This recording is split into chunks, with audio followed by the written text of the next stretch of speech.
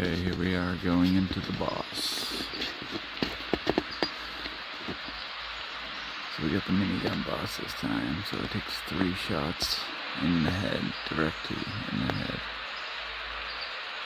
Take him down with this particular weapon. I should come out of here with over 20 headshots, just because of the multiplication. So I'm going to have a couple moving targets in there, and you get at least 10 for the leader. Let's see, plus 5 for that moving target. Okay. You get bank.